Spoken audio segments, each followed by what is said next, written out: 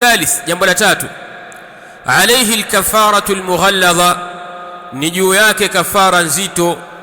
Alayhi alkafaratu almughalladha, ni juu yake kutoa kafara nzito. Wa hiya, nayo hiyo kafara, ayatiqa raqaba, ni kumwacha huru mtumwa. Ayatiqa raqabatan, ni kumwacha huru mtumwa. Fa in lam yajid, ikiwa hakumpata mtumwa, fasawmu shahrayn mutatabi'ain, fayasumu shahrayn mutatabi'ain, basi atafunga miezi miwili mfululizo. Fayasumu shahrayn mutatabi'ain, basi atafunga miezi miwili mfululizo.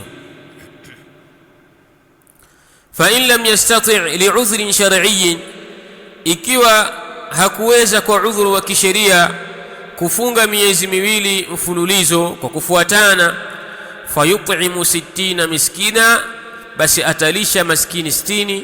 Liqaulihi sallallahu alayhi wasallam, kwa kauli yake mtume sallallahu alayhi wasallam, lirrajuli alladhi jama'a imra'atahu fi nahari ramadana, kwa yule mtu ambaye alimjamii mkewe katika mchana wa mwezi wa Ramadhani, mtume akamwambia a'tiq raqabatan, acha huru mtumwa. Fa in lam tajid, ikiwa hutompata mtumwa, fasum shahrayn mutatabi'ain, basi funga miezi miwili mfululizo, miezi miwili yenye kufuatana.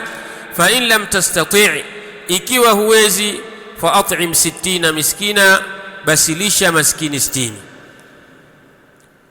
Kwa hivyo hii ndiyo hukumu ya yule ambaye jamaa imra'atahu fi nahari ramadana, na hili ndilo ambalo la wajibu juu yake.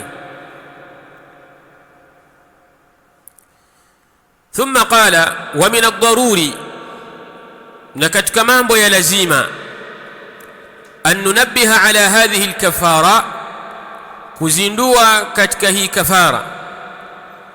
Wa min ad-daruri, na katika mambo ya lazima, an nunabbiha ala hadhihi alkafara, kuzindua juu ya hii kafara.